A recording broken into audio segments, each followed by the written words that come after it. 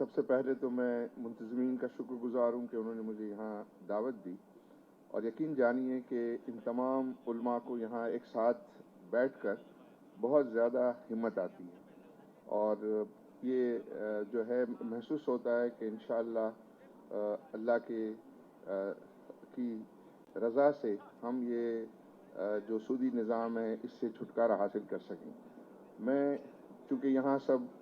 उलमा जमा हैं, तो मैं उनसे ये दरख्वास्त करूँगा कि ये जो इज्तिमाइयत है, जो यूनिटी है, ये अगर इसमें और ज़्यादा जो है वो इसको आगे बढ़ाया जाए तो आई थिंक तमाम पाकिस्तानी जो हैं वो ये चाहते हैं कि हम ये सूद से जो है छुटकारा हासिल करें, और यही वजह है कि हम देखते हैं कि इस्लामिक बैंकिंग जो है वो बहुत तेज़ी से ग्रो कर रही है। हमारी जो ट्रेडिशनल बैंकिंग है उसके मुकाबले में, और सबको अब ये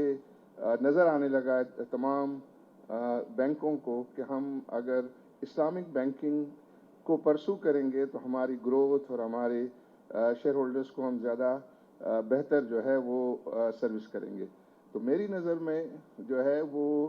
जनरली ज़्यादातर पाकिस्तानियों में जो है वो इस किस्म की सोच है, ख्वाहिश है कि वो इस सूदी निज़ाम से जो है वो छुटकारा हासिल करें, और जो ये बे को हलाल किया गया है, बताया गया, और उसके सारे उसूलों को पर कारबंद रहते हुए कारोबार करें। तो मैं उस लिहाज से मुझे बहुत ज़्यादा उम्मीद है। इसमें एक बात मैंने हज़रत से अभी बात की थी कि मैं उलमा की सब बातें सुन रहा था, तो उसमें मैंने ये कहा कि अक्सर ये नज़र आता है कि लोग इस एक रैले में जो है वो इस सूदी निज़ाम का हिस्सा बन जाते हैं, लेकिन उनके दिल के अंदर जो है वो एक रिग्रेट होता है कि ये काम जो है वो ये ठीक नहीं हो रहा है, और हमें जो है इस्लामिक निज़ाम की तरफ जो है वो राग़िब होना चाहिए। लेकिन उनको जो है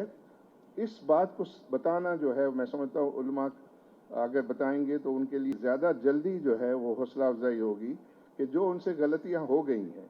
जो गलती उन्होंने कर ली है, उसको जो है वो किस तरीके से जो है वो ठीक किया जा सकता है। कि क्या अगर मैं आज से फैसला कर लूँ कि भाई मुझे सूदी निज़ाम से जो है वो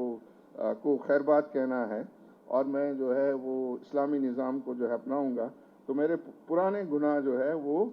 माफ़ हो जाएंगे या नहीं। मुझे ये है कि पुराने गुनाह भी जो है वो मेरे सर पे रहें और मैं नया जो है वो सिस्टम भी लूँ। तो इस बारे में जो है वो मैं सुनना चाह रहा था, या और हमारे साथी भी जो है वो सुनना चाहेंगे, ताकि उनमें ये हो कि कम से कम ये आज ये फैसला करेंगे और उस तरफ वो कदम उठाएंगे, तो उस कदम उठाने पर